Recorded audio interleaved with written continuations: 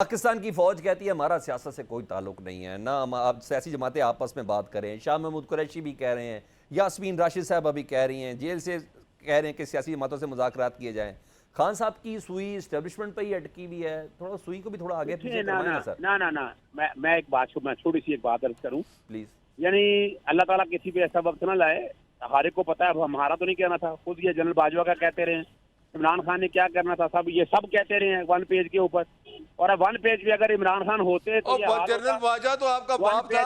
General Bajwa आपका बाप था, आपका बाप था, वो आपका बाप था। वो इमरान कहता था मेरा बाप है, कौम का बाप है सर। जाकर पूछे कौम का बाप होता कहता था ये मेरा साहब वो बाप था, अल्लाह तो ये मेरी जिंद मेरी जान है, सबर कर ले जरा। जाकर पूछे, मैं मुझे ना बात करें, आप ख्वाजा आसिफ से पूछे जाकर। भट्ट साहब खुदा का वास्ता सबर कर ले। अजहर सदीक साहब देखें मैं सलमान साहब जी जी ये उछल उछल के कहते थे जनरल बाजवा बाप है, अब बाप के खिलाफ बातें करते हो, उसको कहते हो कि जाफर और मीर जाफर मीर सादक है। ओहो अब छोड़ देना, हाइब्रिड रजीम का लफ्ज जो है और मीर जाफर मीर सादक कौन कहता था? ओहो भाई मेरी एक बात सुने, ख्वाजा आसिफ ने हाइब्रिड रजीम का लफ्ज इस्तेमाल किया है। अब नहीं कहना चाहते ना कहें, आपकी क्या है, यानी आप थोड़ा उस पोजीशन पे है जहाँ पर ख्वाजा आसिफ है, जहाँ बैठकर भाजपा से बैठकर वो इलेक्शन जीता था। रिकॉर्ड की बातें हैं, बात सिर्फ इतनी सी है कि सियासी जमातों को होश के ना होने बहुत हो गया है। अगर ये चाहते हैं कि एस्टैब्लिशमेंट इस मुल्क में आगे बढ़ती रहे तो ये तरीका खर्च लेकर चलते रहे, हमें क्या एतराज है? हम तो एक जंग लड़ रहे हैं। और अब बात देखें, सियासी जमातों से गुफ्तगू होगी, जो सियासी जमातें वोट को इज्जत होकर नारा लगाएंगी, जो वोट को इज्जत होकर लेकर आगे चलेंगी। इस तरह नहीं है। नवाज शरीफ एक तदब्बुर रखने वाले आदमी है कि 3.5 साल जुल्म में खामोश रहे हैं। ओके बात की आ रहा हूं नाज़र भाई, दोबारा जरा गुफ्तगू को जरा खोल लें। मैंने कराची के खास से भी कादिर खान मंदूखेल साहब से बात कर रही हैं। अब कादिर भाई मेरी आवाज पहुंच रही है आप तक? जी जी बिल्कुल। 8 अफराद जहां बाक हुए जी, कराची की रिहायशी इमारत गिरी। आप जरा इसका जरा बताइएगा, इस साल में ये तीसरी इमारत है जो गिरी है और जिम्मेदारी कोई भी अभी तक नहीं ले रहा, ये पहला वाकया नहीं है। कहते हैं कि बिल्डिंग रहने के काबिल नहीं थी, आप इसको किसको जिम्मेदार ठहराते हैं? इस हवाले से जरा थोड़ा ये बताएं, फिर मैं जरा पॉलिटिकल क्वेश्चन भी कर लूंगा।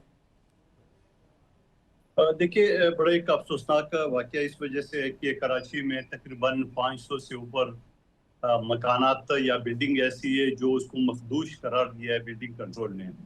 और बिल्डिंग कंट्रोल का ये कहना है कि हमने 4-5 मरतबा नोटिस दिए है, मगर उसके बावजूद जो ना वो खाली नहीं करे। अब अगर ऐसी जो रिहायशी बिल्डिंग है उनके साथ अगर जबरदस्ती करेंगे तब भी जाके पॉलिटिकल पार्टियां या एनजीओ जो ना वो खड़ी हो जाती है। ठीक है, तो ऐसी सूरत में मैं ये नहीं कहूँगा कि सिंध हुकूमत या बिल्डिंग कंट्रोल बड़ी जिम्मा है, मगर साथ साथ आप ये भी चीज देख लें कि लोगों को नोटिस के बावजूद बार बार नोटिस के बावजूद लोग खाली नहीं करते। एक वजह तो ये होती है कि इंतहाई गरीब लोग होते हैं और सस्ता सा कोई अपार्टमेंट मिल जाता है, और फिर जो मालिक है वो भी इस चीज का नाजायज फायदा उठाता है क्योंकि मेंटेनेंस होता नहीं है बिल्डिंग का।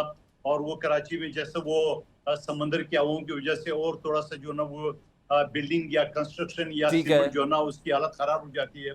तो इस हवाले से जो ना वो अब हालांकि देखा जा रहा है तो ये बता रहे हैं आपकी मीडिया के हवाले से कि 30 साल पुरानी बिल्डिंग है, तो 30 साल ज्यादा तो नहीं होता है, 30 साल तो अभी का। अच्छा कादिर भाई एक बात बताता हूँ मैं आपको, 30 साल भी कादिर भाई मैं आप ना बड़ी एहतियात से चल रहे हैं। फलाई रियासत किसे कहते हैं? जैसा तैसा भी आवाम से टैक्स लिया जाता है।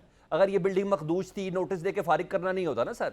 सबसे पहले हुकूमत वक्त का काम होता है कि इनको मुतबादिल कराया दिया जाए साल 6 महीने का, फिर इनको मुतबादिल एक रिहाइश का इंतजाम किया जाए, तब जाके ये सारे काम होते हैं। नोटिस दे के क्या मुराद हो गई? देखिए मैं फिर वही बात तो पहले मैंने कह दी है कि बरी जिम्मा नहीं है सिंध गवर्नमेंट या बिल्डिंग कंट्रोल, मगर साथ साथ ये भी रियलिटी है कि मुतबादिल क्या होता है। मुतबादिल कोई प्लाट तो नहीं है कि सिंध गवर्नमेंट दे, मुतबादिल बना बनाए जो अपार्टमेंट तो नहीं दे सकता है न किसी को। तो इस हवाले से ये भी थोड़ा सा रियलिटी है। और फिर लोग खड़े हो जाते हैं, एनजीओ खड़े हो जाते हैं, मीडिया वाले खड़े हो जाते हैं कि नहीं जी ऐसे नहीं, ये कोई एक बिल्डिंग थोड़ी है, ये कोई 500 गलबन 23 से ऊपर बिल्डिंग है। अब 500 से ज्यादा अगर बिल्डिंग को मखदूश करार दिए, ये तो एक वाकया हुआ है, अल्लाह न करे तो आगे आगे कभी यही सूरत हाल है।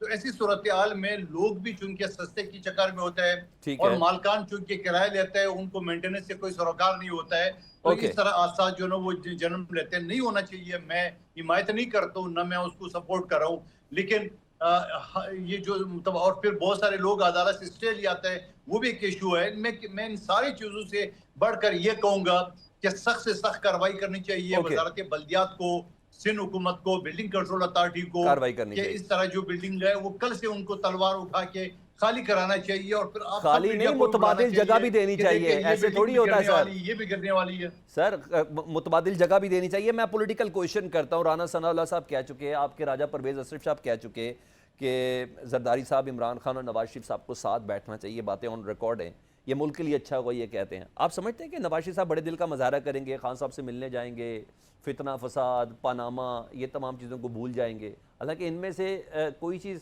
पाकिस्तान तहरीक इंसाफ की वजह से नहीं थी। बहुत से मामलात में ये ज़रूर था कि उनके दौर में ज़रूर हुआ, लेकिन इमरान खान साहब रिकॉर्ड पे कह चुके हैं मेरा इन चीज़ों से कोई मामला नहीं है। तो जनरल बाजवा साहब करते थे।